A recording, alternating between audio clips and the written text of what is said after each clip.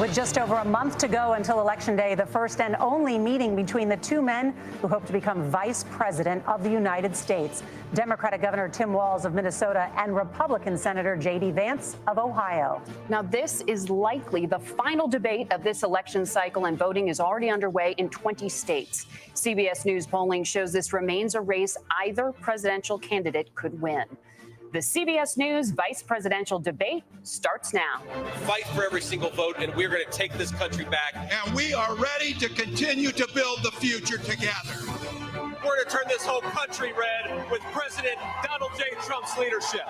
You know what's at the end of this little journey? Kamala Harris as the next president of the United States. This is a CBS News special, live from CBS News headquarters in New York. America Decides, the vice presidential debate. Good evening, I'm Norah O'Donnell, and thank you for joining us for tonight's CBS News vice presidential debate. We want to welcome our viewers on CBS, on other networks here in the U.S. and around the world. We have a consequential night ahead, and our focus is the issues that matter to you, the voter. Let's introduce the candidates. Minnesota's Democratic Governor Tim Walz and Ohio's Republican Senator J.D. Vance, tonight meeting for the first time. I'm Margaret Brennan. In order to have a thoughtful and civil debate, these are the rules that both campaigns have agreed to. Questions will be directed at one candidate, who will have 2 minutes to respond. The other candidate will be allowed 2 minutes for rebuttal. Then each candidate will get another minute to make further points, with an additional 1 minute each at the discretion of the moderator. The primary role of the moderators is to facilitate the debate between the candidates, enforce the rules, and provide the candidates with the opportunity to fact-check claims made by each other. CBS News reserves the right to mute the candidates' microphones to maintain decorum.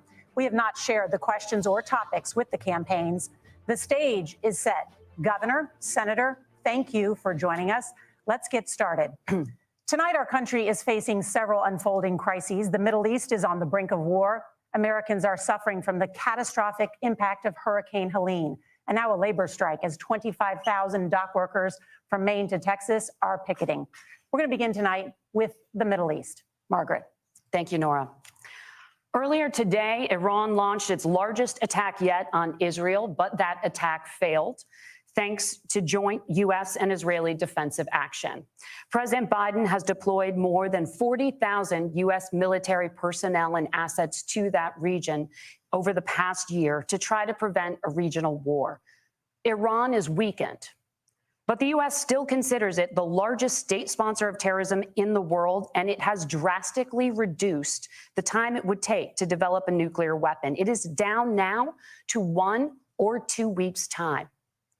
Governor Walz, if you were the final voice in the Situation Room, would you support or oppose a preemptive strike by Israel on Iran? You have 2 minutes. Well, thank you. And thank you for those joining at home tonight. Let's keep in mind where this started. October 7th, Hamas terrorists massacred over 1,400 Israelis and took prisoners. Israel's ability to be able to defend itself is absolutely fundamental. Getting its hostages back, fundamental, and ending the humanitarian crisis in Gaza. But the expansion of Israel and its proxies is an absolute fundamental necessity for the United States to have the steady leadership there. You saw it experienced today, where along with our Israeli partners and our coalition, able to stop the incoming attack. But what's fundamental here is that steady leadership is going to matter. It's clear, and the world saw it on that debate stage a few weeks ago. A nearly 80-year-old Donald Trump talking about crowd sizes is not what we need in this moment. But it's not just that. It's those that were closest to Donald Trump that understand how dangerous he is when the world is this dangerous. His chief of staff, John Kelly, said that he was the most flawed human being he'd ever met. And both of his secretaries of defense and his national security advisors said he should be nowhere near the White House.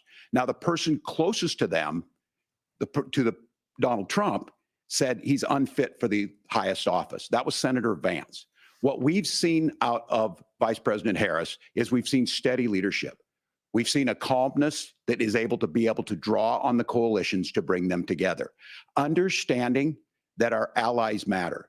When our allies see Donald Trump turn towards Vladimir Putin, turn towards North Korea, when we start to see that type of fickleness around holding the coalitions together, we will stay committed. And as the vice president said today we will protect our forces and our allied forces, and there will be consequences.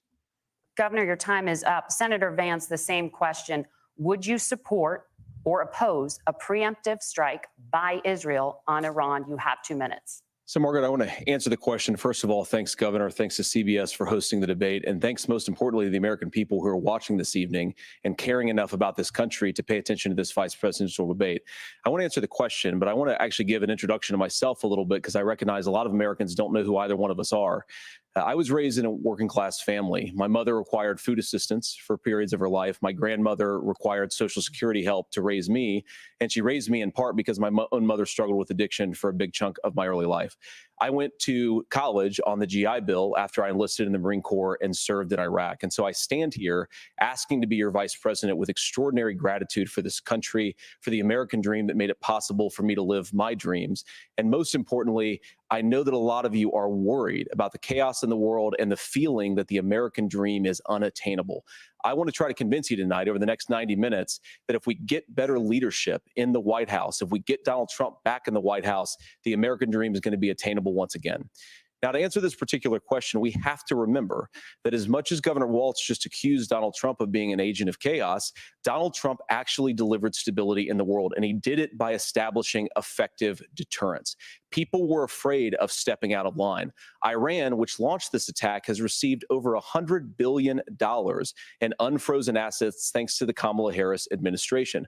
What do they use that money for? They use it to buy weapons that they're now launching against our allies, and God forbid, potentially launching against the United States as well. Donald Trump recognized that for people to fear the United States, you needed peace through strength. They needed to recognize that if they got out of line, the United States global leadership would put stability and peace back in the world.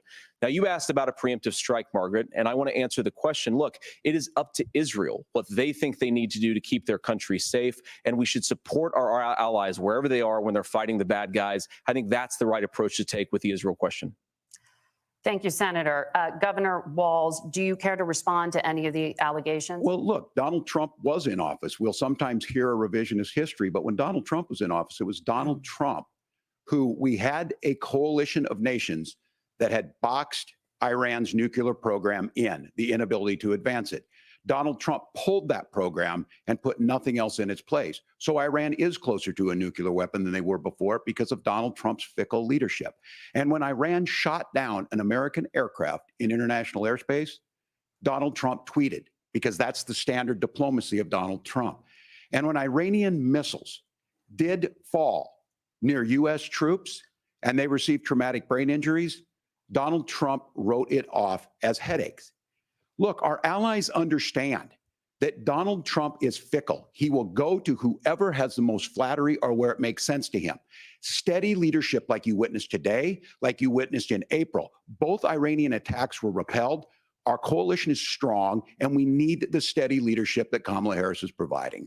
Senator Vance, the U.S. did have a diplomatic deal with Iran to temporarily pause parts of its nuclear program, and President Trump did exit that deal. He recently said, just 5 days ago, the U.S. must now make a diplomatic deal with Iran because the consequences are impossible.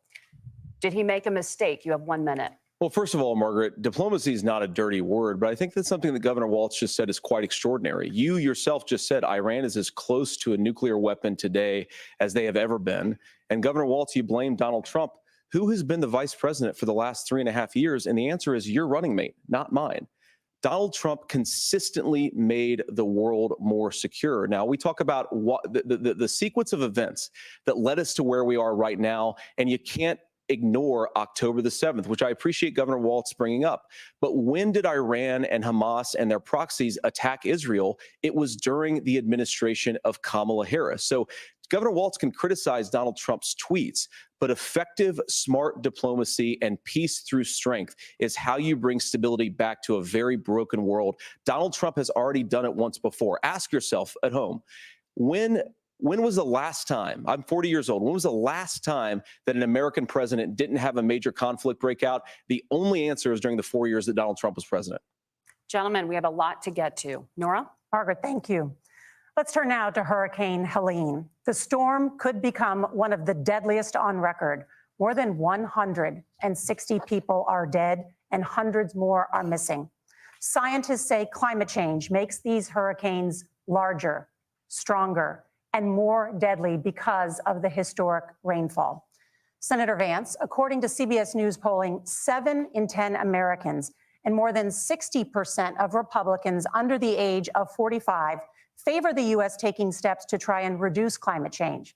Senator, what responsibility would the Trump administration have to try and reduce the impact of climate change? I'll give you 2 minutes. Sure. So first of all, let's start with the hurricane, because it's an unbelievable, unspeakable human tragedy. I just saw today actually a photograph of 2 grandparents on a roof with a 6-year-old child, and it was the last photograph ever taken of them because the roof collapsed and those innocent people lost their lives. And I'm sure Governor Walz joins me in saying our hearts go out to those innocent people, our prayers go out to them, and we want as robust and aggressive as a federal response as we can get to save as many lives as possible, and then of course afterwards to help the people in those communities rebuild. I mean, these are communities that I love. Some of them I know very personally in Appalachia, all across the Southeast. They need their government to do their job. And I commit that when Donald Trump is president again, the government will put the citizens of this country first when they suffer from a disaster.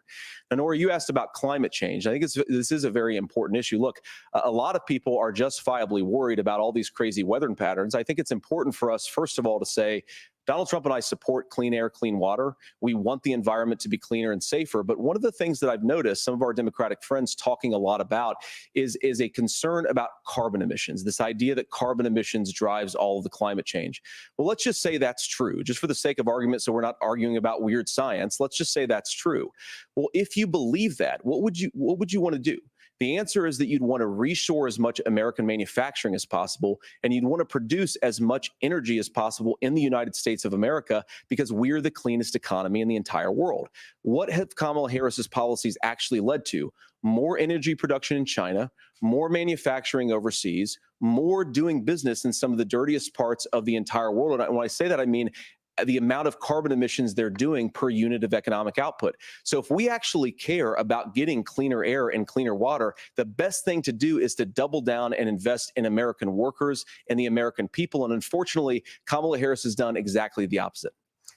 Governor Walz, you have 2 minutes to respond. Well, we got close to an agreement because all those things are happening. Look, first of all, it is a horrific tragedy with this hurricane. And my heart goes out to the folks that are down there in contact with the governors. I serve as co-chair of the Council of Governors as we work together on these emergency managements. Governors know no partisanship. They work together. So all of the governors and the emergency responders are on the ground. Those happen on the front end.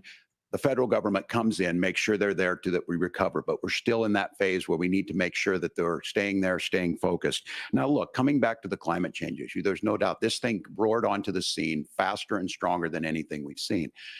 Senator Vance has said that there's a climate problem in the past. Donald Trump called it a hoax and then joked that these things would make more beachfront property to be able to invest in. What we've seen out of the Harris administration now, the Biden-Harris administration, is we've seen this investment. We've seen massive investments, the biggest in global history that we've seen in the Inflation Reduction Act, has created jobs all across the country. 2,000 in Jeffersonville, Ohio, taking the EV technology that we invented and making it here. 200,000 jobs across the country. The largest solar manufacturing plant in North America sits in Minnesota. But my farmers know climate change is real. They've seen 500-year droughts, 500-year floods back to back. But what they're doing is adapting, and this has allowed them to tell me, look, I harvest corn, I harvest soybean, and I harvest wind. We are producing more natural gas and more oil at any time than we ever have. We're also producing more clean energy. So the solution for us is to continue to move forward, that climate change is real. Reducing our impact is absolutely critical, but this is not a false choice. You can do that at the same time you're creating the jobs that we're seeing all across the country. That's exactly what this administration has done. We are seeing us becoming an energy superpower for the future, not just the current. And that's what absolutely makes sense. And then we start thinking about how do we mitigate these disasters? Thank you. Senator, I want to give you an opportunity to respond there. The governor mentioned that President Trump has called climate change a hoax. Do you agree? Well, look, what the president has said is that if the Democrats, in particular Kamala Harris and her leadership, if they really believe that climate change is serious, what they would be doing is more manufacturing and more energy production in the United States of America, and that's not what they're doing. So clearly, Kamala Harris herself doesn't believe her own rhetoric on this. If she did, she would actually agree with Donald Trump's energy policies. Now, something Governor Walz said I think is important to touch upon, because when we talk about clean energy, I think that's a slogan that often the Democrats will use here. And I'm talking, of course, about the Democratic leadership. And the real issue is that if you're spending hundreds of millions or even billions of dollars of American taxpayer money on solar panels that are made in China, number one, you're going to make the economy dirtier. We should be making more of those solar panels here in the United States of America. Some of them are, Tim, but a lot of them are being made overseas in China, especially the components that go into those solar panels. So if you really want to make the environment cleaner, you've got to invest in more energy production. We haven't built a nuclear facility, I think, one in the past 40 years. Senator. Natural gas, we got to invest more in it. Kamala Harris has done the opposite. That's raised energy prices and also meant that we're doing Senator, worse by the climate. your time is up. Governor, would you like to respond? Well, look, we're producing more natural gas than we ever have. There's no moratorium on that. We're producing more oil. But the folks know, and like I said, again, these are not liberal folks. These are not folks that are Green New Deal folks. These are farmers that have been drought one year, massive flooding the next year. They understand that it makes sense. Look, our number one export cannot be topsoil from erosion from these massive storms. We saw it in Minnesota this summer. And thinking about how do we respond to that, we're thinking ahead on this. And what Kamala Harris has been able to do in Minnesota, we're starting to weatherproof some of these things. The infrastructure law that was passed allows us to think about mitigation in the future. How do we make sure that we're protecting by burying our power lines? How do we make sure that we're protecting lakefronts and things that we're seeing more and more of? But to call it a hoax and to take the oil company executives to Mar-a-Lago, say, give me money for my campaign, and I'll let you do whatever you want. We can be smarter about that. And an all above energy policy is exactly what she's doing, creating those jobs right here.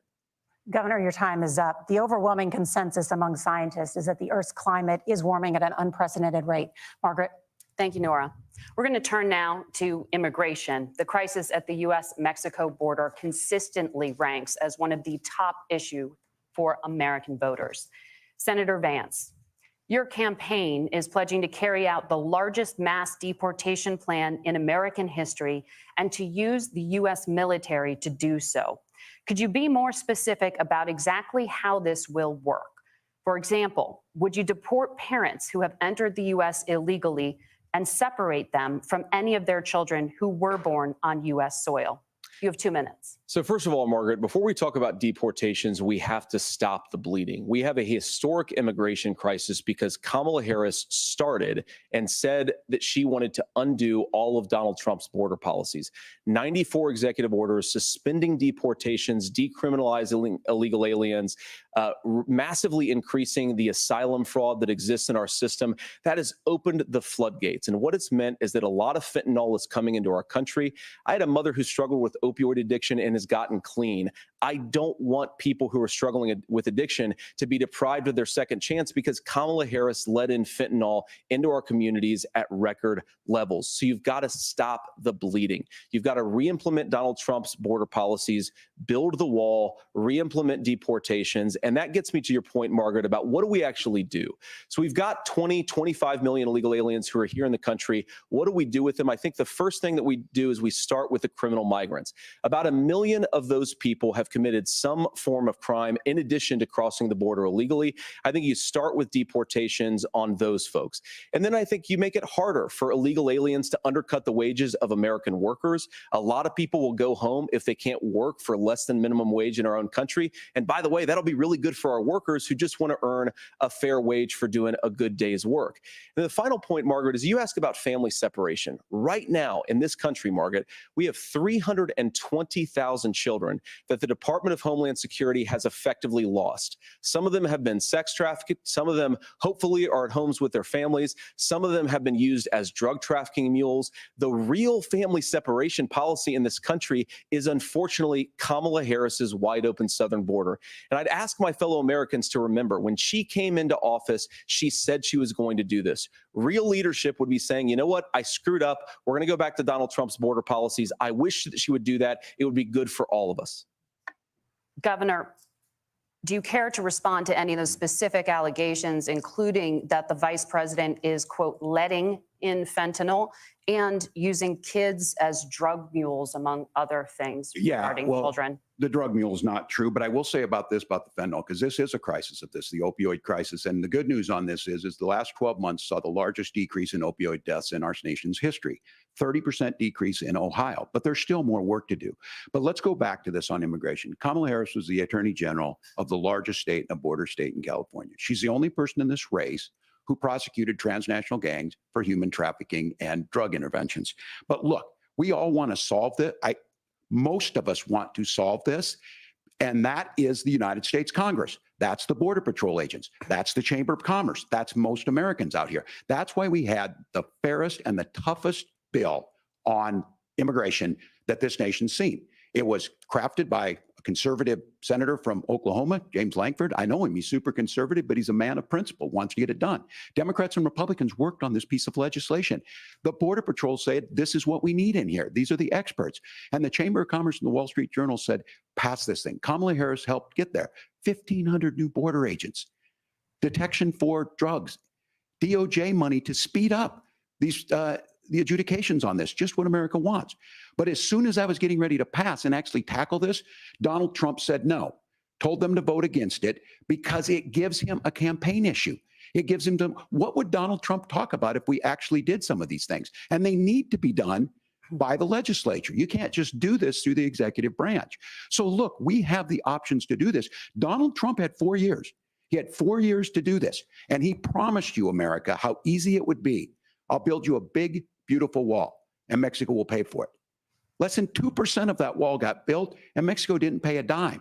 But here we are again, 9 years after he came down that escalator, dehumanizing people and telling them what he was going to do. As far as the deportation plan, at one point, Senator Vance said it was so unworkable to be laughable. So that's where we're at. Pass the bill, she'll sign it. Governor, your time is up. Senator, the question was, will you separate parents from their children, even if their kids are U.S. citizens? You have 1 minute. Margaret, my point is that we already have massive child separations thanks to Kamala Harris's open border. And I didn't accuse Kamala Harris of inviting drug mules. I said that she enabled the Mexican drug cartels to operate freely in this country. And we know that they use children as drug mules, and it is a disgrace, and it has to stop. Look, I think what Tim said just doesn't pass the smell test. For 3 years, Kamala Harris went out bragging that she was going to undo Donald Trump's border policy. She did exactly that. We had a record number of illegal crossings. We had a record number of fentanyl coming into our country. And now that she's running for president, or a few months before, she says that somehow she got religion and cared a lot about a piece of legislation. The only thing that she did when she became the vice president, when she became the appointed border czar, was to undo 94 Donald Trump executive actions that opened the border. This problem is leading to massive problems in the United States of America. Parents who can't afford health care, schools that are overwhelmed. It's got to stop, and it will when Donald Trump is president again. Senator, your time is up. Governor, what about our CBS News polling, which does show that a majority of Americans, more than 50%, support mass deportations? Look, we fix this issue with a bill that is necessary. But the issue on this is what happens when you don't want to solve it. You demonize it. And we saw this. And Senator Vance, and it surprises me on this, talking about and saying, I will create stories to bring attention to this. That vilified a large number of people who were here legally in the community of Springfield. The Republican governor said, it's not true. Don't do it. There's consequences for this. There's consequences. We could come together. Senator Lankford did it. We could come together and solve this if we didn't let Donald Trump continue to make it an issue. And the consequences in Springfield were the governor had to send state law enforcement to escort kindergartners to school. I believe Senator Vance wants to solve this, but by standing with Donald Trump and not working together to find a solution, it becomes a talking point. And when it becomes a talking point like this, we dehumanize and villainize other human beings. Tim, Governor, your time is up. Senator, I'll give you 1 minute, but let me just ask you the question first. The governor has made the point, and I think as a sitting lawmaker, you know that Congress controls the purse strings and any funding. So you have said repeatedly that Donald Trump would, through executive action, solve this. Do you disagree that Congress controls the purse strings and would need to support many of the changes that you would actually want to implement? You have 1 minute. Look, Margaret, first of all, the gross majority of what we need to do at the southern border is just empowering law enforcement to do their job. I've been to the southern border more than our borders are. Kamala Harris has been, and it's actually heartbreaking because the Border Patrol agents, they just want to be empowered to do their job. Of course, additional resources would help, but most of this is about the president and the vice president empowering our law enforcement to say, if you try to come across the border illegally, you've got to stay in Mexico, you've got to go back through proper channels.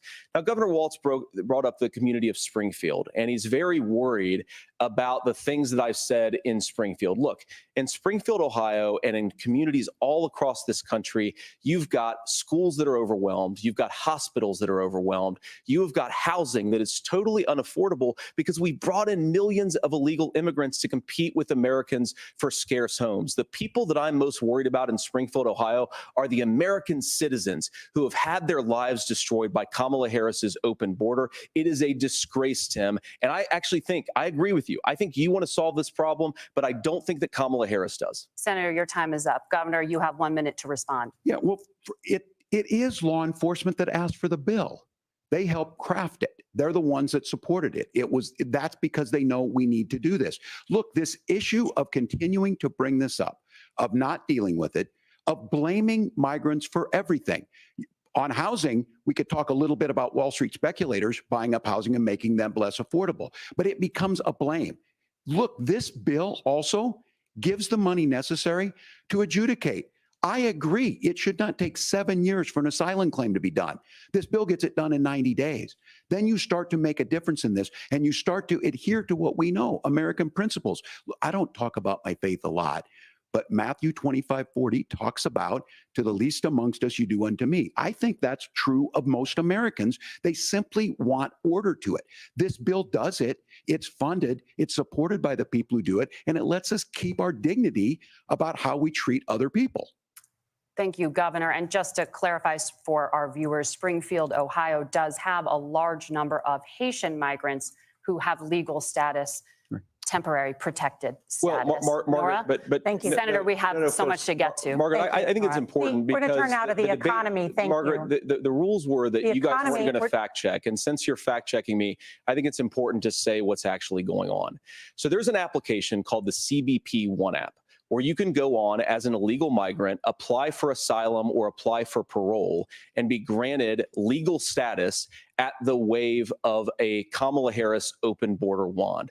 That is not a person coming in, applying for a green card and waiting for 10 years. That is the facilitation of illegal immigration, Margaret, by our own Thank you, Senator, for leadership. describing the legal process.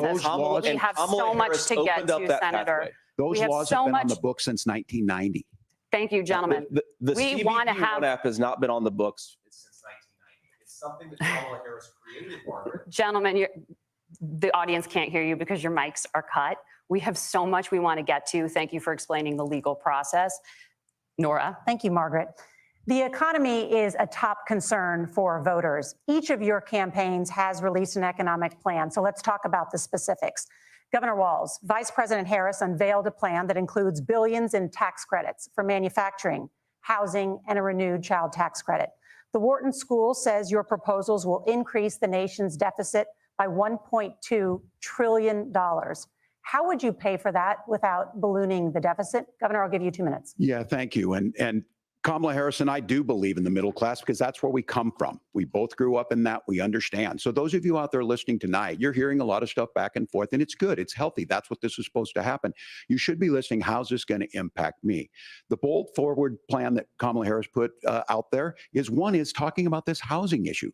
The one thing is there's 3 million new houses proposed under this plan with down payment assistance on the front end to get you in a house. A house is much more than just an asset to be traded somewhere. It's foundational to where you're at. And then making sure that the things you buy every day, whether they be prescription drugs or other things, that there's fairness in that. Look, the $35 insulin is a good thing, but it costs $5 to make insulin. They were charging $800 before this law went into effect. As far as the housing goes, I've seen it in Minnesota. 12% more houses in Minneapolis, prices went down on rent 4%. It's working. And then making sure tax cuts go to the middle class. $6,000 child tax credit, we have one in Minnesota, reduces childhood poverty by 1/3. We save money in the long run, and we do the right thing for families. And then getting businesses off the ground. The law as it stands right now is $5,000 tax credit for small business, increasing that to $50,000. Now, this is a philosophical difference between us. Donald Trump made a promise, and I'll give you this. He kept it. He took folks to Mar-a-Lago, said, you're rich as hell, I'm gonna give you a tax cut. He gave the tax cuts that predominantly went to the top class. What happened there was an $8 trillion increase in the national debt, the largest ever. Now he's proposing a 20% consumption or sales tax on everything we bring in. Everyone agrees, including businesses, it would be destabilizing it, it would increase inflation and potentially lead to a recession. Look, this is simple for you. Where are we going? Kamala Harris has said to do the things she wants to do, we'll just ask the wealthiest to pay their fair share. When you do that, our system works best, more people are participating in it, and folks have the things that they need. Senator, I want to give you a moment to respond on that. But similarly, the Wharton School has done an analysis of the Trump plan and says it would increase the nation's deficit by $5.8 trillion. My question is the same for you. How do you pay for all that without ballooning the deficit? I'll give you 2 minutes. Well, first of all, you're going to hear a lot from Tim Walz this evening, and you just heard it in the answer, a lot of what Kamala Harris proposes to do. And some of it, I'll be honest with you, it even sounds pretty good. Here's what you won't hear, is that Kamala Harris has already done it. Because she's been the vice president for 3.5 years. She had the opportunity to enact all of these great policies. And what she's actually done instead is drive the cost of food higher by 25%, drive the cost of housing higher by about 60%. Open the American southern border and make middle-class life unaffordable for a large number of Americans. If Kamala Harris has such great plans for how to address middle-class problems, then she ought to do them now, not when asking for a promotion, but in the job the American people gave her 3.5 years ago. And the fact that she isn't tells you a lot about how much you can trust her actual plans. Now, Donald Trump's economic plan is not just a plan, but it's also a record. A lot of those same economists attack Donald Trump's plans, and they have PhDs, but they don't have common sense and they don't have wisdom, because Donald Trump's economic policies delivered the highest take-home pay in a generation in this country, 1.5% inflation, and to boot, peace and security all over the world. So when people say that Donald Trump's economic plan doesn't make sense, I say, look at the record. He delivered rising take-home pay for American workers. Now, Tim admirably admits that they want to undo the Trump tax cuts. But if you look at what was so different about Donald Trump's tax cuts, even from previous Republican tax cut plans, is that a lot of those resources went to giving more take-home pay to middle class and working class Americans. It was passed in 2017, and you saw an American economic boom unlike we've seen in a generation in this country. That is a record that I'm proud to run on, and we're going to get back to that common sense wisdom so that you can afford to live the American dream again. I know a lot of you are struggling. I know a lot of you are worried about paying the bills. It's going to stop when Donald Trump brings back common sense to this country. Governor, do you want to respond to that? What has Kamala Harris done for the middle class? Yeah, well, Kamala Harris's day one was Donald Trump's failure on COVID that led to the collapse of our economy. We were already before COVID in a manufacturing recession, but 10 million people out of work, largest percentage since the Great Depression. 9 million jobs closed on that. That was day one. Whether it was the Infrastructure Act or other things we moved. Now, you made a question about experts, said this. I've made a note of this. Economists can't be trusted. Science can't be trusted. National security folks can't be trusted. Look, if you're going to be president, you don't have all the answers. Donald Trump believes he does. My pro tip of the day is this. If you need heart surgery, listen to the people at the Mayo Clinic in Rochester, Minnesota, not Donald Trump. And the same thing goes with this. And I ask you out there, teachers, nurses, truck drivers, or whatever. How is it fair that you're paying your taxes every year and Donald Trump hasn't paid any federal tax in the last 15 years, and the last year as president? That's what's wrong with the system. There's a way around it, and he's bragged about that. We're just asking for fairness in it, and that's all you want. You have a minute.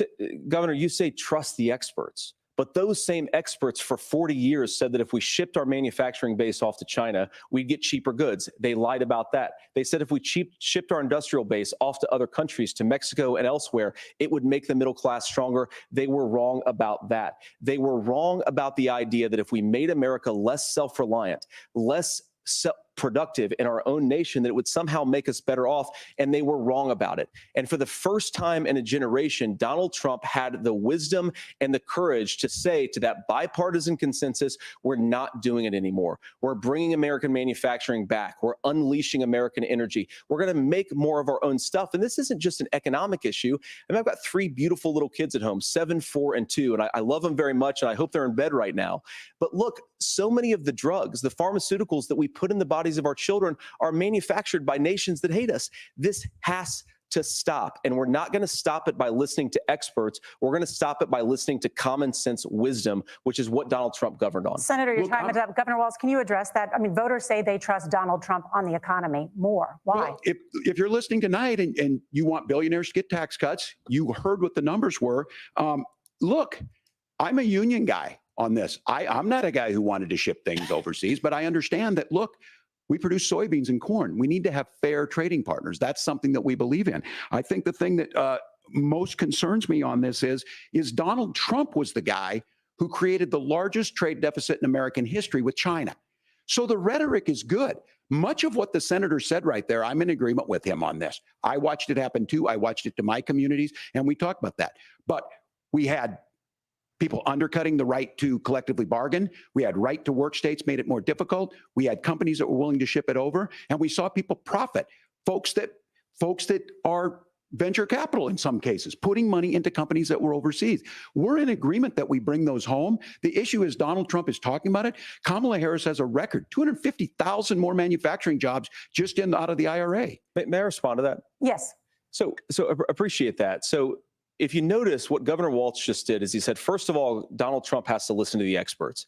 And then when he acknowledged that the experts screwed up, he said, well, Donald Trump didn't do nearly as good of a job as the statistics No, that's a gross generalization. that he did. So what Tim Walz is doing, and I honestly, Tim, I think you got a tough job here, because you've got to play whack-a-mole. You've got to pretend that Donald Trump didn't deliver rising take-home pay, which of course he did. You've got to pretend that Donald Trump didn't deliver lower inflation, which of course he did. And then you simultaneously got to defend Kamala Harris's atrocious economic record, which has made gas, groceries, and housing unaffordable for American citizens. I was raised by a woman who would sometimes go into medical debt so that she could put food on the table in our household. I know what it's like to not be able to afford the things that you need to afford. We can do so much better. To all of you watching, we can get back to an America that's affordable again. We just got to get back to common sense economic principles. I hope we have a conversation on healthcare then. Senator, Governor. Please. Thank you. Margaret? We have a lot to get to ahead, gentlemen, on many topics. But right now, I want to talk about personal qualifications. The vice president is often the last voice the president hears before making consequential decisions. We want to ask you about your leadership qualities. Governor Walz, you said you were in Hong Kong during the deadly Tiananmen Square protests in the spring of 1989. But Minnesota Public Radio and other media outlets are reporting that you actually didn't travel to Asia until August of that year.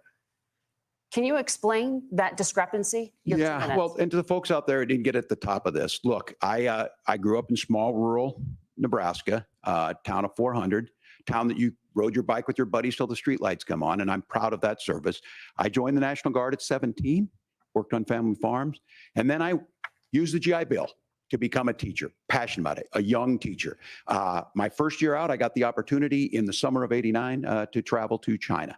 35 years ago, be able to do that. I came back home and then started a program to take young people there. We would take basketball teams, we would take baseball teams, we would take dancers, and we would go back and forth to China. The issue for that was to try and learn. Now, look, my community knows who I am. They saw where I was at. They look, I will be the first to tell you, I have poured my heart into my community. I've tried to do the best I can, but I've not been perfect. And I'm a knucklehead at times, but it's always been about that. Those same people elected me to Congress for 12 years. And in Congress, I was one of the most bipartisan people, working on things like farm bills that we got done, working on veterans benefits. And then the people of Minnesota were able to elect me to governor twice. So look, my commitment has been from the beginning to make sure that I'm there for the people, to make sure that I get this right. I will say more than anything, many times I will talk a lot. I will get caught up in the rhetoric. But being there, the impact it made, the difference it made in my life, I learned a lot about China. I hear the critiques of this. I would make the case that Donald Trump should have come on one of those trips with us. I guarantee you he wouldn't be praising Xi Jinping about COVID. And I guarantee you he wouldn't start a trade war that he ends up losing. So this is about trying to understand the world. It's about trying to do the best you can for your community. And then it's putting yourself out there and letting your folks understand what it is. My commitment, whether it be through teaching, which I was good at, or whether it was being a good soldier or was being a good member of Congress, those are the things that I think are the values that people care about. Governor, just to follow up on that, the question was, can you explain the discrepancy? All I said on this is I got there that summer and misspoke on this. So I will just, that's what I've said. So I was in Hong Kong and China during the democracy protests went in. And from that, I learned a lot of what needed to be in governance. Thank you, Governor. Senator Vance, in 2016, you called your running mate, Donald Trump, unfit for the nation's highest office, and you said he could be America's Hitler. I know you've been asked many times, and you've said you regret those comments and explained you then voted for Donald Trump in 2020. But the Washington Post reported new messages last week in which you also disparaged Trump's economic record while he was president, writing to someone in 2020, quote, Trump thoroughly failed to deliver his economic populism. You're now his running mate, and you've shifted many of your policy stances to align with his. If you become vice president, why should Americans trust that you will give Donald Trump the advice he needs to hear and not just the advice he wants to hear? You have 2 minutes. Well, first of all, Margaret, because I've always been open. And sometimes, of course, I've disagreed with the president, but I've also been extremely open about the fact that I was wrong about Donald Trump.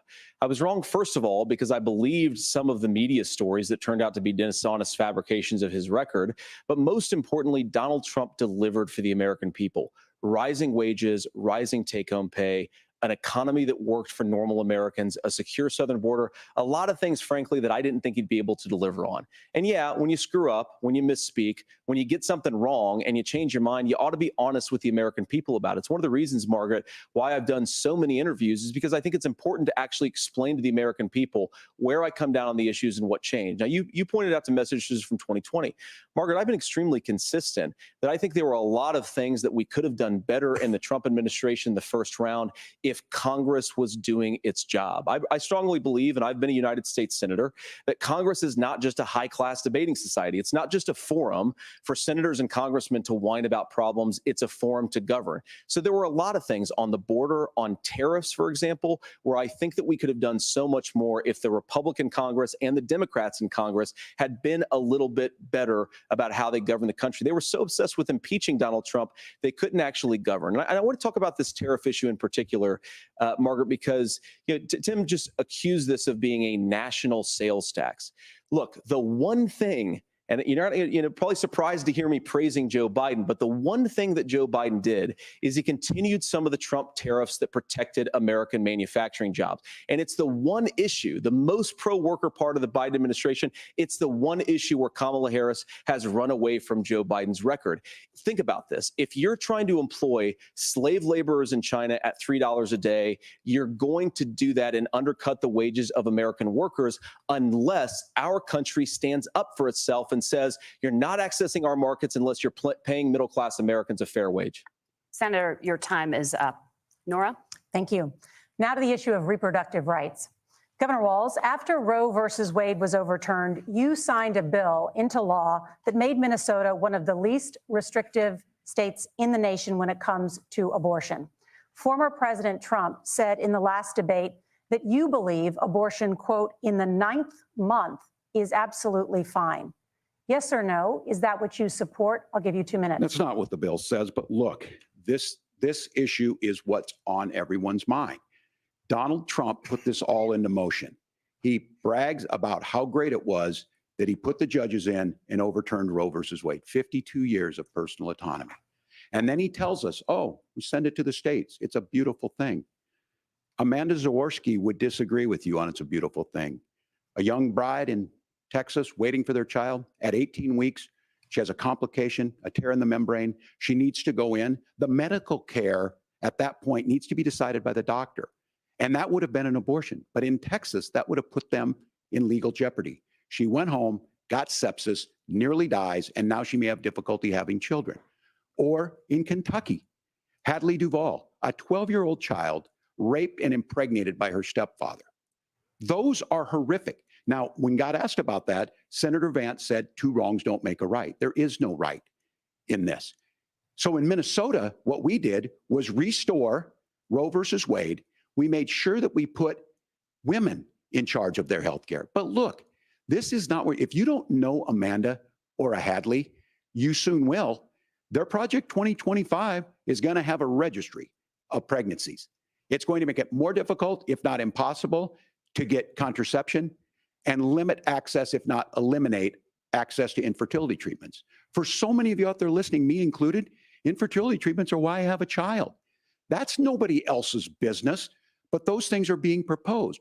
And the catch-all on this is, well, the states will decide what's right for Texas might not be right for Washington.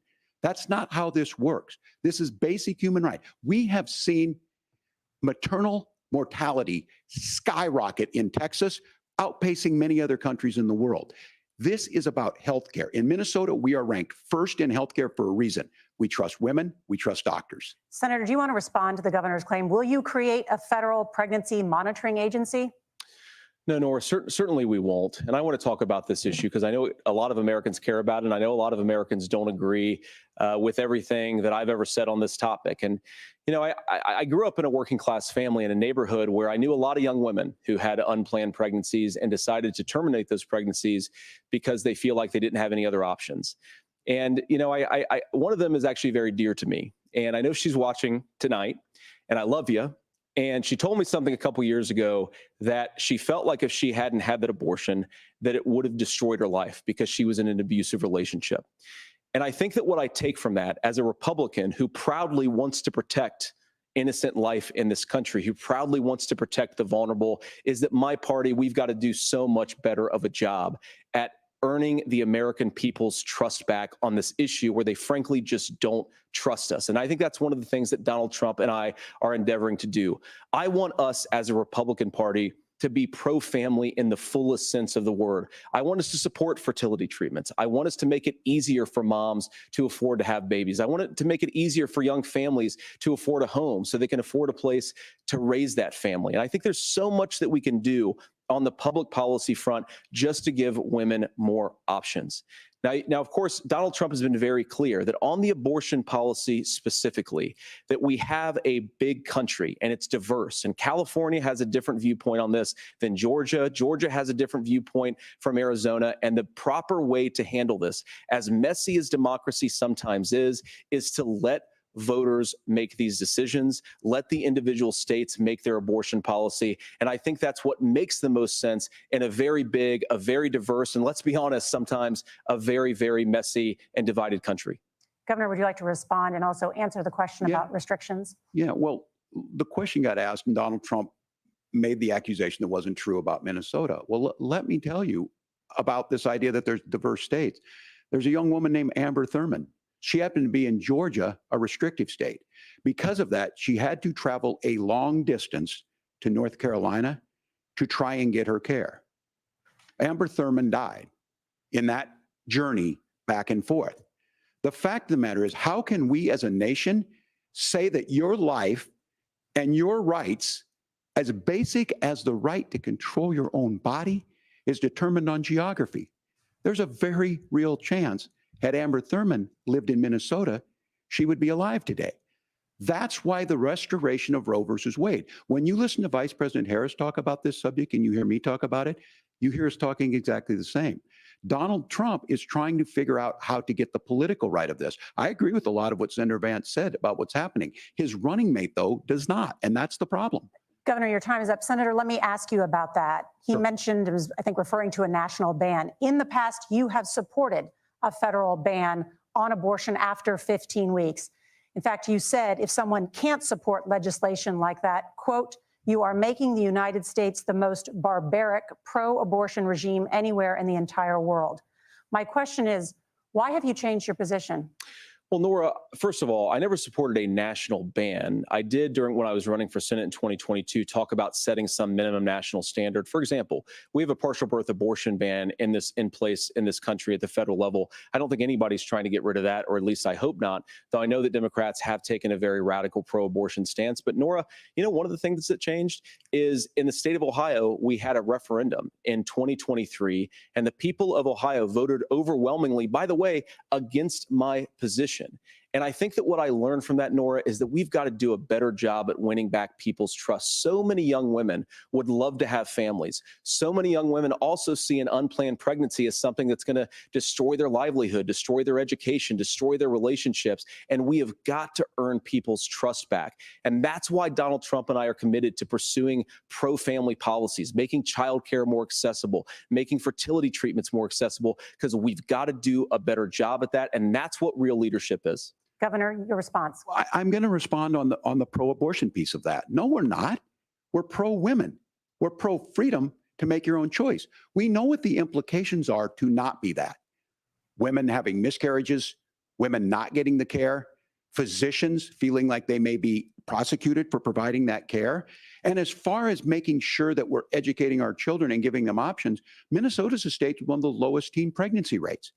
We understand that too. We know that the options need to be available, and we make that true. We also make it, we're a top 3 state for the best place to raise children. But these two things, to try and say that we're pro-children, but we don't like this, or you guys are pro-abortion, that's not the case at all. We are pro-freedoms for women to make their choices, and we're going, and Kamala Harris is making the case, to make options for children more affordable, a $6,000 child tax credit, but we're not going to base that on the backs of making someone like Amber Thurman drive 600 miles to try and get health care. Senator. May I respond to that? First of all, Governor, I agree with you. Amber Thurman should still be alive, and there are a lot of people who should still be alive, and I certainly wish that she was. And maybe you're free to disagree with me on this and explain this to me, but as I read the Minnesota law that you signed into law, the statute that you signed into law, it says that a doctor who presides over an abortion where the baby survives, the doctor is under no obligation to provide life-saving care to a baby who survives a botched late-term abortion. That is, I think, whether you're pro-choice or pro-abortion, that is fundamentally barbaric. And that's why I use that word, Nora, is because some of what we've seen, do you want to force Catholic hospitals to perform abortions against their will? Because Kamala Harris has supported suing Catholic nuns to violate their freedom of conscience. We can be a big and diverse country where we respect people's freedom of conscience and make the country more pro-baby and pro-family. But please. Yes, Governor, please respond. Look, this is one where there's always something there. This is a very simple proposition. These are women's decisions to make about their healthcare decisions, and the physicians who know best when they need to do this. Trying to distort the way a law is written to try and make a point, that's not it at all. What was I wrong about, Governor? Please tell me, what was I wrong about? That is not the way the law is written. Look, I've given But how? I've given this advice on a lot of things, that getting involved, getting engaged, that's been misread, and it was fact-checked at the last debate. But the point on this is there's a continuation of these guys to try and tell women or to get involved. I use this line on this, just mind your own business on this. Things worked best when Roe versus Wade was in place. When we do a restoration of Roe, that works best. That doesn't preclude us from increasing funding for children. It doesn't increase us from making sure that once that child's born, like in Minnesota, they get meals, they get early childhood education, they get health care. So the hiding behind we're going to do all these other things when you're not proposing them in your budget, Kamala Harris is proposing them. She's proposing all those things to make life easier for families. I asked a specific question, Governor. You gave me a slogan as a response. It's not the case. It's not true. That's not what the law says. So they fact-checked it with President Trump. Gentlemen, there's a lot to discuss. We have to move on, and we're going to be right back with much more of the CBS News vice presidential debate in just a moment.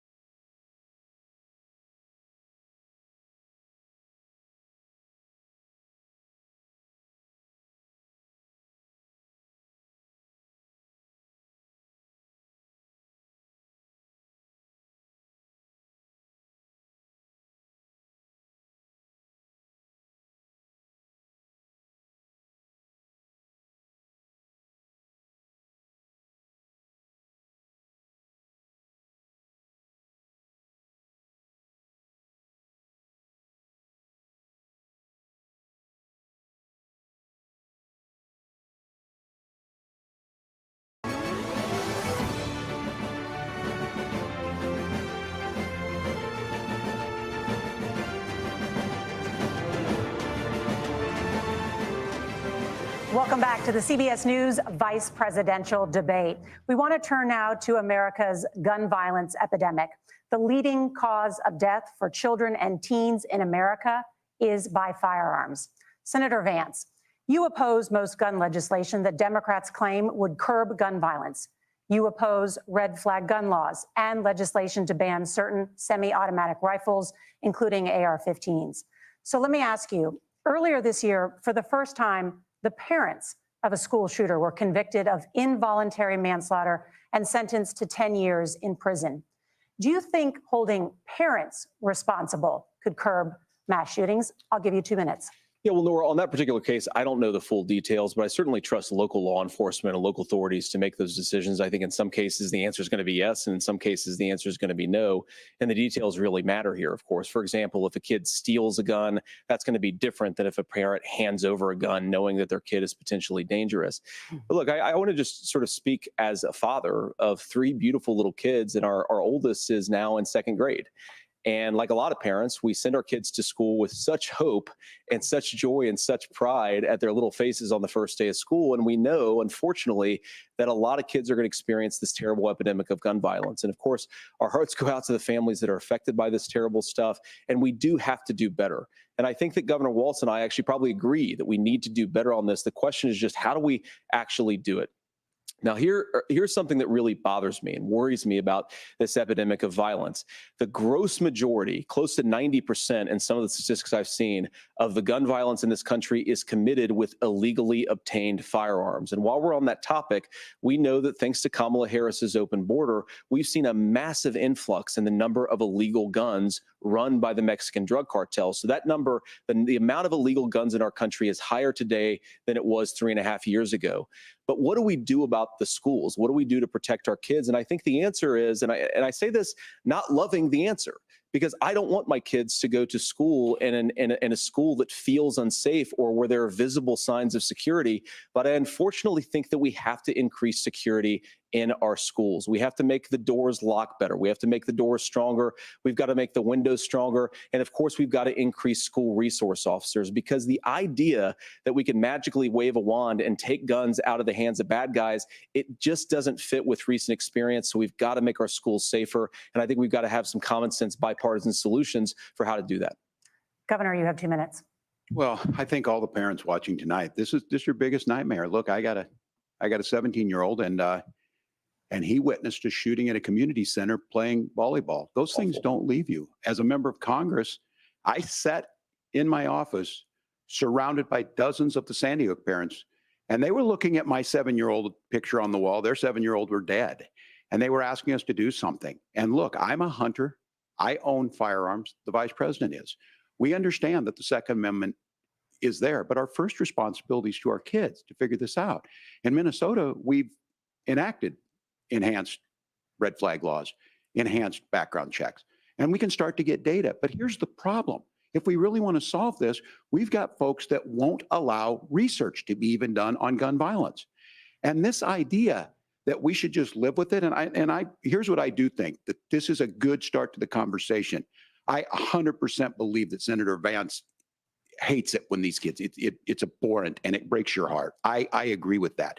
But that's not far enough when we know there are things that worked. I've spent time in Finland and seen some Finnish schools. They don't have this happen, even though they have a high gun ownership rate in the country. There are reasonable things that we can do to make a difference. It's not infringing on your Second Amendment. And the idea to have some of these weapons out there, it just doesn't make any sense. Kamala Harris, as an attorney general, worked on this issue. She knows that it's there. No one's trying to scaremonger and say we're taking your guns, but I ask all of you out there, do you want your schools hardened to look like a fort? Is that what we have to go? When we know there's countries around the world that their children aren't practicing these types of drills. They're being kids. We owe it to them to get a fix. These are things that shouldn't be that difficult. You can still keep your firearms, and we can make a difference. We have to. If you're listening tonight, this breaks your heart. Senator. Tim, first of all, I didn't know that your 17-year-old witnessed a shooting. I'm sorry about that, and I hope that he's doing okay. Christ have mercy. It is awful. And I appreciate what Tim said actually about Finland, because I do think it illustrates some of the frankly, weird differences between our own country's gun violence problem and Finland is, okay, first of all, we have way higher rates of mental health abuse or mental health substance abuse. We have way higher rates of depression, way higher rates of anxiety. We unfortunately have a mental health crisis in this country that I really do think that we need to get to the root causes of, because I don't think it's the whole reason why we have such a bad gun violence problem, but I do think it's a big piece of it. Another driver of the gun violence epidemic, especially that affecting our kids, it doesn't earn as many headlines, but is the terrible gun violence problem in a lot of our big cities. And this is why we have to empower law enforcement to arrest the bad guys, put them away, and take gun offenders off the streets. I think there's a whole host of things that we can do here, but I do think at our schools, we've got to talk about more security. Senator, thank you. Governor, you previously opposed an assault weapons ban, but only later in your political career did you change your position. Why? Yeah, I sat in that office with those Sandy Hook parents. I've become friends with school shooters. I've seen it. Look, the NRA, I was the NRA guy for a long time. They used to teach gun safety. I'm of an age where my shotgun was in my car so I could pheasant hunt after football practice. That's not where we live today. And several things I want to mention on this is talking about cities and where it's at. The number one where the most firearm deaths happen in Minnesota are rural suicides. And we have an epidemic of children getting guns and shooting themselves. And so we have, and we should look at all of the issues, making sure folks have health care and all that, but I want to be very careful. This idea of stigmatizing mental health, just because you have a mental health issue doesn't mean you're violent. And I think what we end up doing is we start looking for a scapegoat. Sometimes it just is the guns. It's just the guns. And there are things that you can do about it. But I do think that this is one, and I think this is a healthy conversation. I think there's a capacity to find solutions on this that work, protect Second Amendment, protect our children. That's our priority. Gentlemen, thank you. Margaret? Thank you, Nora. Let's turn now to the top contributor to inflation, the high cost of housing and rent. There's a shortage of more than 4 million homes in the United States, and that contributes to the high housing prices. Governor Walz, the Harris campaign promises a $25,000 down payment assistance for first-time home buyers and a $10,000 tax credit. They also promise to build 3 million new homes. Where are you building these homes, and won't handing out that kind of money just drive up prices higher? No, it's not handing out. We have, first, let me say this issue of housing, and I think those of you listening on this, the problem we've had is that we've got a lot of folks that see housing as another commodity. It can be bought up, it can be shifted, it can be moved around. Those are not folks living in those houses. Those of you listening tonight, that house is a big deal. I bought and owned one house in my life. My mom still lives in the house where I was. And when I think of a house, I'm thinking of Christmas services after midnight mass where you go with your family.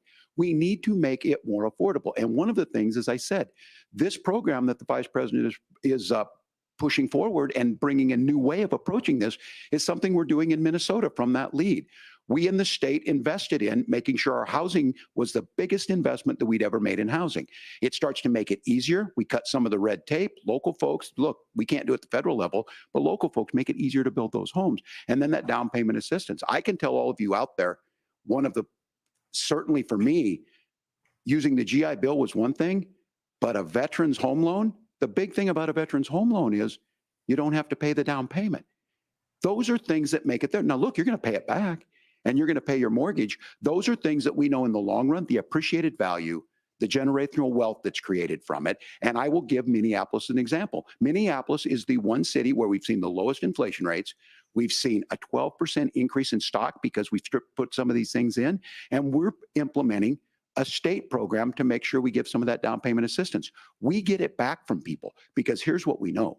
People with stable housing end up with stable jobs. People with stable housing have their kids able to get to school. All of those things in the long run end up saving our money. And that's the thing that I think we should be able to find some common ground in, but we can't blame immigrants for the only reason. That's not the case that's happening in many cities. The fact of the matter is that we don't have enough naturally affordable housing, but we can make sure that the government's there to help kickstart it, create that base. Governor, your time is up. Senator Vance, as far as your campaign's position, the promise is to seize federal lands to build homes, remove regulation, provide tax breaks, and cut back on immigration, which you say pushes up prices. Where are you going to build all the new homes you're promising? And what part of any of this plan will provide immediate relief? You have 2 minutes. Well, first of all, Tim just said something that I agree with. We don't want to blame immigrants for higher housing prices, but we do want to blame Kamala Harris for letting in millions of illegal aliens into this country, which does drive up costs, Tim. 25 million illegal aliens competing with Americans for scarce homes is one of the most significant drivers of home prices in the country. It's why we have massive increases in home prices that have happened right alongside massive increases in illegal alien populations under Kamala Harris's leadership. Now, Tim just mentioned a bunch of ideas. Now, some of those ideas I actually think are halfway decent, and some of them I disagree with. But the most important thing here is Kamala Harris is not running as a newcomer to politics. She is the sitting vice president. If she wants to enact all of these policies to make housing more affordable, I invite her to use the office that the American people already gave her, not sit around and campaign and do nothing while Americans find the American dream of homeownership completely unaffordable. Now, you asked, Margaret, what would immediately change the equation for American citizens if you lower energy prices? As Donald Trump says, drill, baby, drill. One of the biggest drivers of housing costs, aside from illegal immigration, is, think about it. If a truck driver is paying 40% more for diesel, then the lumber he's delivering to the job site to build the house is also going to become a lot more expensive. If we open up American energy, you will get immediate pricing relief for American citizens, not, by the way, just in housing, but in a whole host of other economic goods too. Senator Vance, you still have 23 seconds there. Do you want to answer? Can I have it? Where, yeah. Governor, we will get to you in a moment, but Senator, where are you going to seize the federal lands? Can you clarify? Well, what Donald Trump has said is we have a lot of federal lands that aren't being used for anything. They're not being used for national park. They're not being used, and they could be places where we build a lot of housing. And I do think that we should be opening up building in this country. We have a lot of land that could be used. We have a lot of Americans that need homes. We should be kicking out illegal immigrants who are competing for those homes, and we should be building more homes for the American citizens who deserve to be here. Senator, your time is up. Governor, I do want to let you respond to the allegation that the vice president is letting in. Well, of course, that's not true. And again, you have the facts. I guess we prices. agreed not to fact check. I'll check it. That, look, crossings are down compared to when Donald Trump left office. But it's, again, blaming and not trying to find the solution. I was going to ask, though, on this question, are we going to drill and build houses in the same federal land? And I think when people hear federal lands, these are really important pieces of land. Now, Minnesota doesn't have a lot of federal lands. I know in the western part of the countries we do. There's not a lot of federal lands in and around Minneapolis, for example. So the issue is I don't understand the federal lands issue unless we see this, and I worry about this as someone who cares deeply about our national parks and our federal lands. Look, Minnesota, we protect these things. We've got about 20% of the world's fresh water. These lands protect. They're there for a reason. They belong to all of us. But again, this is when you view housing and you view these things as commodities. Like, there's a chance to make money here. Let's take this federal land and let's sell it to people for that. I think there's better ways to do this. We've seen it in Minnesota. We're able to refurbish some of these houses. We're able to make some investments. That gets people in. And I'm still on the fact on this. Economists, Senator Vance, you said you don't like the economists. Which economists are saying that it is immigrants that's adding to the cost? Governor, your time is up. But Senator, on that point, I'd like for you to clarify. There are many contributing factors to high housing costs. What evidence do you have that migrants are part of this problem? Well, there's a Federal Reserve study that we're happy to share after the debate. We'll put it up on social media, actually, that really drills down on the connection between increased levels of migration, especially illegal immigration, and higher housing prices. Now, of course, Margaret, that's not the entire driver of higher housing prices. It's also the regulatory regime of Kamala Harris. Look, we are a country of builders. We're a country of doers. We're a country of explorers. But we increasingly have a federal administration that makes it harder to develop our resources, makes it harder to build things, and wants to throw people in jail for not doing everything exactly as Kamala Harris says they have to do. And what that means is that you have a lot of people who would love to build homes who aren't able to build homes. I actually agree with Tim Walz. We should get out of this idea of housing as a commodity. But the thing that has most turned housing into a commodity is giving it away to millions upon millions of people who have no legal right to be here. What are the federal regulations? I deal with this as a governor. You can very quickly reply. I'm sorry. I get this as a governor, and I don't necessarily disagree with that in some cases, many of those are local, many of them are state. I don't know which ones are federal, but I think whenever we talk regulations, people think they can get rid of them. I think you want to be able to get out of your house in a fire. I think you want to make sure that it's fireproof and those types of things. So which are the regulations? Because the vice president's not responsible for those. Congress writes those. Governor, thank you. Gentlemen, we have a lot to get to. You're passionate about the housing crisis, I can tell. But Nora? Thank you. One of the top problems facing Americans is the high cost of health care. Senator Vance, at the last presidential debate, former President Trump was asked about replacing the Affordable Care Act. In response, he said, "I have concepts of a plan." Since then, Senator, you've talked about changing how chronically ill Americans get health insurance. Can you explain how that would work? And can you guarantee that Americans with pre-existing conditions won't pay more? I'll give you 2 minutes. Well, of course, we're going to cover Americans with pre-existing conditions. In fact, a lot of my family members have gotten health care. I believe, members of my family actually got private health insurance, at least for the first time, switched off of Medicaid onto private insurance for the first time under Donald Trump's leadership. And I think that, a lot of people have criticized this concepts of a plan remark. It's very simple common sense. I think as Tim Walz knows from 12 years in Congress, you're not going to propose a 900-page bill standing on a debate stage. It would bore everybody to tears, and it wouldn't actually mean anything because part of this is the give and take of bipartisan negotiation. Now, when Donald Trump was actually president, and again, he has a record to be proud of, prescription drugs fell in 2018 for the first time in a very long time. Under Kamala Harris's leadership, prescription drugs are up about 7%. Under Donald Trump's entire 4 years, they were up about 1.5%. He introduced pricing transparency. Think about healthcare. You go into a hospital, you try to buy something, and nobody knows what it actually costs. That price transparency will actually give American consumers a little bit more choice and will also drive down costs. And we talked about, the reinsurance regulations is what I was talking about. Look, Donald Trump has said that if we allow states to experiment a little bit on how to cover both the chronically ill, but the non-chronically ill, it's not just a plan. He actually implemented some of these regulations when he was president of the United States. And I think you can make a really good argument that it salvaged Obamacare, which was doing disastrously until Donald Trump came along. And I think it's an important point about President Trump. Of course, you don't have to agree with everything that President Trump has ever said or ever done.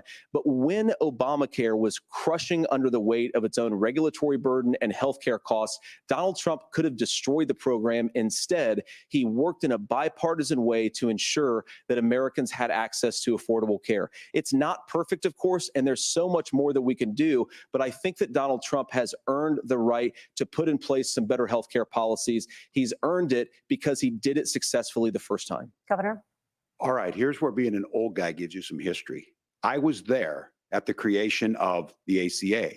And the reason it was so important is I come from a major healthcare state, home of the Mayo Clinic, home to Medical Alley, 3M, Medtronic, all of those. We understand healthcare. It's why we're ranked first on affordability and accessibility and quality of healthcare. And so what I know is under Kamala Harris, more people are covered than they have before. And those of you listening, this is critical to you. Now, Donald Trump all of a sudden wants to go back and remember this. He ran on the first thing he was going to do on day one was to repeal Obamacare. On day one, he tried to sign an executive order to repeal the ACA. He signed on to a lawsuit to repeal the ACA, but lost at the Supreme Court. And he would have repealed the ACA had it not been for the courage of John McCain to save that bill. Now, fast forward, what that means to you is you lose your pre-existing conditions. If you're sitting at home and you got asthma, too bad. If you're a woman, probably not. Broke your foot during football, might kick you out. Your kids get kicked out when they're 26. Kamala Harris negotiated drug prices for the first time with Medicare. We have 10 drugs that will come online, the most common ones that'll be there. But look, this issue, and when Donald Trump said, I've got a concept of a plan, it cracked me up as a fourth grade teacher because my kids would have never given me that. But what Senator Vance just explained might be worse than a concept, because what he explained is pre-Obamacare. And I'll make this as simple as possible because I have done this for a long time. What they're saying is, if you're healthy, why should you be paying more? So what they're going to do is let insurance companies pick who they insure, because guess what happens? You pay your premium, it's not much. They figure they're not going to have to pay out to you. But those of you a little older, gray, got cancer, you're going to get kicked out of it. That's why the system didn't work. Kamala Harris will protect and enhance the ACA. Governor, thank you. Senator, you have not yet explained how you would protect people with pre-existing conditions or laid out that plan. Well, look, we currently have laws and regulations in place right now that protect people with pre-existing conditions. We want to keep those regulations in place, but we also want to make the health insurance marketplace function a little bit better. Now, what Governor Walz just said is actually not true. A lot of what happened, and the reason that Obamacare was crushing under its own weight, is that a lot of young and healthy people were leaving the exchanges. Donald Trump actually helped address that problem, and he did so in a way that preserved people's access to coverage who had pre-existing conditions. But again, something that these guys do is they make a lot of claims about if Donald Trump becomes president, all of these terrible consequences are going to ensue. But in reality, Donald Trump was president. Inflation was low. Take-home pay was higher, and he saved the very program from a Democratic administration that was collapsing and would have collapsed absent his leadership. He did his job, which is govern in a bipartisan way and get results, not just complain about problems, but actually solve them. Governor, did enrollment under the Affordable Care Act go up under the Trump administration? It's higher now that we've seen it go up. Look, people are using it. The system works. And the question about this of young people or whatever, that's the individual mandate piece of this. And Republicans fought tooth and nail saying, well, Americans should be free to do this. Well, then so what you happens think the is individual mandate's a good idea? you shrink. I think the idea of making sure the risk pool is broad enough to cover everyone, that's the only way insurance works. When it doesn't, it collapses. You are asking pre-ACA where we get people out. Look, people know that they need to be on health care. People expect it to be there.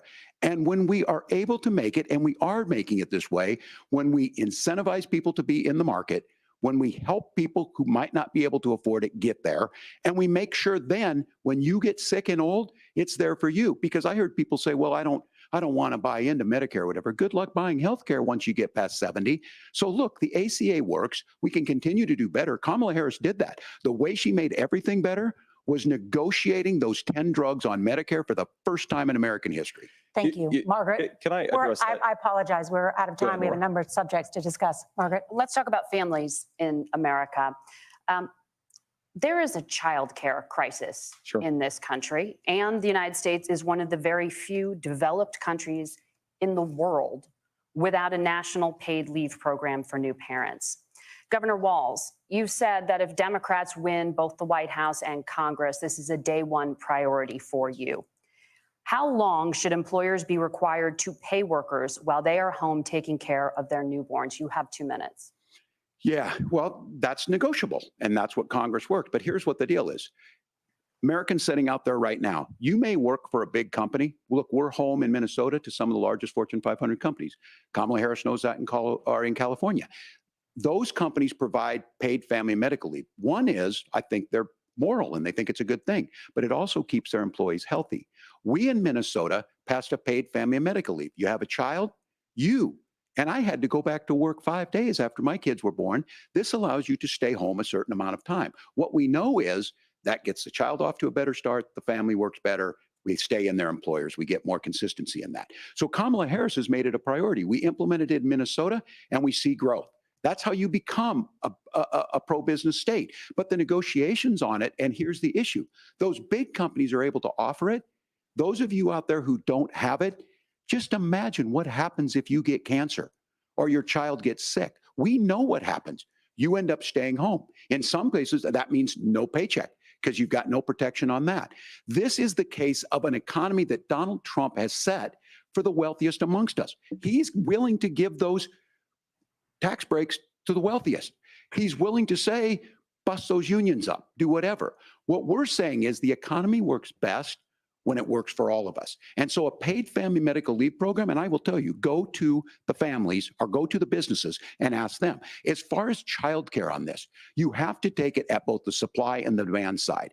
You can't expect the most important people in our lives to take care of our children or our parents to get paid the least amount of money. And we have to make it easier for folks to be able to get into that business and then to make sure that folks are able to pay for that. We were able to do it in Minnesota, and I'm still telling you this. We were listed as the best state. We're still in crisis on this.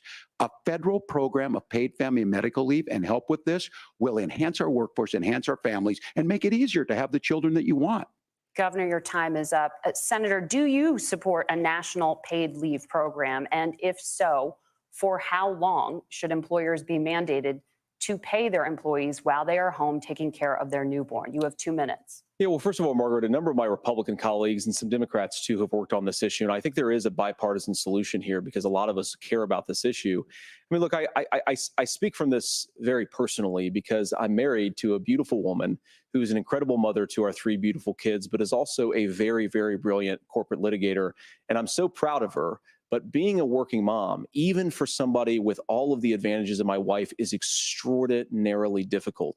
And it's not just difficult from a policy perspective. She actually had access to paid family leave because she worked for a bigger company. But the cultural pressure on young families and especially young women, I think makes it really hard for people to choose the family model they want. A lot of young women would like to go back to work immediately. Some would like to spend a little time home with the kids. Some would like to spend longer at home with the kids. We should have a family care model that makes choice possible. And I think this is a very important substantive difference between Donald Trump and Kamala Harris's approach. I mean, look, if you look at the federal programs that we have that support paid family leave right now, the Community Development Block Grant, and there's another block grant program that spends a lot of money from the federal government. These programs only go to one kind of childcare model. Let's say you'd like your church maybe to help you out with childcare. Maybe you live in a rural area or an urban area and you'd like to get together with families in your neighborhood to provide childcare in the way that makes the most sense. You don't get access to any of these federal monies. We want to promote choice in how we deliver family care and how we promote childcare because, look, it is unacceptable. And, of course, Tim and I have been on the campaign trail a lot the past 7 or 8 weeks. And one of the biggest complaints I hear from young families is people who feel like they don't have options, like they're choosing between going to work or taking care for their kids. That is an incredible burden to put on American families. We're the only country that does it. I think we could do a heck of a lot better. Senator, thank you. You have also said, Senator Vance, many things about the American family. The Federal Reserve says parents will spend nearly as much on childcare as they do on housing each month. So I want to get your thoughts on this. President Trump recently said, as much as childcare is talked about as being expensive, it's relatively speaking not very expensive compared to the kinds of numbers we'll be taking in. Is President Trump committed to the $5,000 per child tax credit that you have described? You have 1 minute. Well, what President Trump said, Margaret, I just want to defend my running mate here a little bit, is that we're going to be taking in a lot of money by penalizing companies for shipping jobs overseas and penalizing countries who employ slave laborers and then ship their products back into our country and undercut the wages of American workers. It's the heart of the Donald Trump economic plan. Cut taxes for American workers and American families, cut taxes for businesses that are hiring and building companies in the United States of America, but penalize companies and countries that are shipping jobs overseas. That's the heart of the economic proposal. And I think what President Trump is saying is that when we bring in this additional revenue with higher economic growth, we're going to be able to provide paid family leave, childcare options that are viable and workable for a lot of American families. Can you clarify how that will solve the childcare shortage? Well, because as Tim said, a lot of the childcare shortage is we just don't have enough resources going into the multiple people who could be providing family care options. And we're going to have to, unfortunately, look, we're going to have to spend more money. We're going to have to induce more people to want to provide childcare options for American families, because the reason it's so expensive right now is because you've got way too few people providing this very essential service. Thank you, Senator. Governor Walz, your ticket also has some child care tax credit proposals. Do you think Congress will agree to the $6,000 credit for newborns and $3,000 credit for children over the age of 6, as your campaign has promised? Is that realistic? Well, if these members of Congress are listening to anybody, I can tell you, and this is the biggest issue. Everybody listening tonight knows. I mean, I'm sure they were shocked to hear it's not that expensive. And let's be clear, whether it's $5,000 or $6,000, that pays you about 3 or 4 months. Let's be clear of where we're at on this. It's because we got out of an imbalance on this. We thought we were going to get by not paying people. I don't think Senator Vance and I are that far apart. I'm not opposed to what he's talking about on options. We've done scholarships types of things. I think we need to be open to making the case. But the issue here is, the question you asked is, you're not going to pay for it with these tariffs. That's just adding another $4,000 on the family and taking less. So not only do they not get the money to pay for that, they're $4,000 in the hole. That's Wharton School. That's his alma mater. And so I think the issue here is, if those members of Congress, I can't believe they're not. When I go to businesses, sure, they'll talk about taxes sometime, but they will lead with childcare and they will lead with housing, because we know the problem is, especially in a state like Minnesota, we need more workers because our economy is growing, but we need the workforce. Governor, thank you. We need to move on. Nora? Let's talk about the state of democracy, the top issue for Americans after the economy and inflation. After the 2020 election, President Trump's campaign and others filed 62 lawsuits contesting the results. Judges, including those appointed by President Trump and other Republican presidents, looked at the evidence and said there was no widespread fraud. The governors of every state in the nation, Republicans and Democrats, certified the 2020 election results and sent a legal slate of electors to Congress for January 6th. Senator Vance, you have said you would not have certified the last presidential election and would have asked the states to submit alternative electors. That has been called unconstitutional and illegal. Would you again seek to challenge this year's election results, even if every governor certifies the results? I'll give you 2 minutes. Well, Nora, first of all, I think that we're focused on the future. We need to figure out how to solve the inflation crisis caused by Kamala Harris's policies, make housing affordable, make groceries affordable, and that's what we're focused on. But I want to answer your question because you did ask it. Look, what President Trump has said is that there were problems in 2020, and my own belief is that we should fight about those issues, debate those issues peacefully in the public square. And that's all I've said. And that's all that Donald Trump has said. Remember, he said that on January the 6th, the protesters ought to protest peacefully. And on January the 20th, what happened? Joe Biden became the president. Donald Trump left the White House. And now, of course, unfortunately, we have all of the negative policies that have come from the Harris-Biden administration. I believe that we actually do have a threat to democracy in this country, but unfortunately, it's not the threat to democracy that Kamala Harris and Tim Walz want to talk about. It is the threat of censorship. It's Americans casting aside lifelong friendships because of disagreements over politics. It's big technology companies silencing their fellow citizens. And it's Kamala Harris saying that rather than debate and persuade her fellow Americans, she'd like to censor people who engage in misinformation. I think that is a much bigger threat to democracy than anything that we've seen in this country in the last 4 years, in the last 40 years. Now, I'm really proud, especially given that I was raised by two lifelong blue-collar Democrats, to have the endorsement of Bobby Kennedy Jr. and Tulsi Gabbard, lifelong leaders in the Democratic coalition. And of course, they don't agree with me and Donald Trump on every issue. We don't have to agree on every issue, but we're united behind a basic American First Amendment principle that we ought to debate our differences. We ought to argue about them. We ought to try to persuade our fellow Americans. Kamala Harris is engaged in censorship at an industrial scale. She did it during COVID. She's done it over a number of other issues. And that, to me, is a much bigger threat to democracy than what Donald Trump said when he said that protesters should peacefully protest on January the 6th. Governor? Well, I've enjoyed tonight's debate, and I think there was a lot of commonality here. And I'm sympathetic to misspeaking on things, and I think I might have with the senator. Me too, man. There's one though that this one is troubling to me, and I say that because I think we need to tell the story. Donald Trump refused to acknowledge this. And the fact is that I don't think we can be the frog in the pot and let the boiling water go up. He was very clear. I mean, he lost this election and he said he didn't. 140 police officers were beaten at the Capitol that day, some with the American flag, several later died. And it wasn't just in there. In Minnesota, a group gathered on the state Capitol grounds in St. Paul and said, we're marching to the governor's residence and there may be casualties.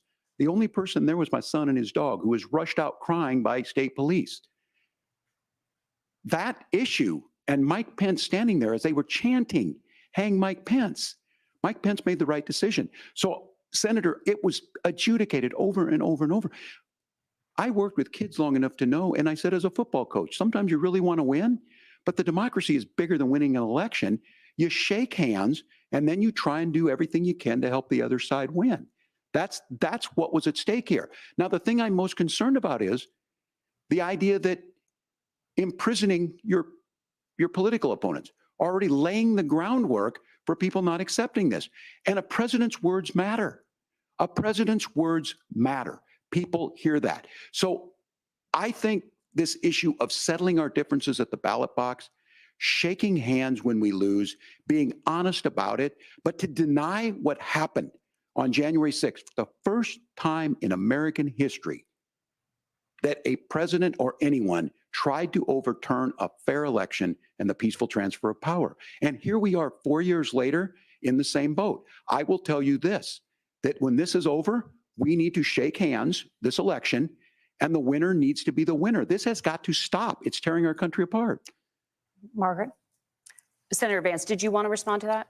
Yeah, well, look, Tim, first of all, it's really rich for Democratic leaders to say that Donald Trump is a unique threat to democracy when he peacefully gave over power on January the 20th, as we have done for 250 years in this country. We are going to shake hands after this debate and after this election. And of course, I hope that we win, and I think we're going to win. But if Tim Walz is the next vice president, he'll have my prayers, he'll have my best wishes, and he'll have my help whenever he wants it.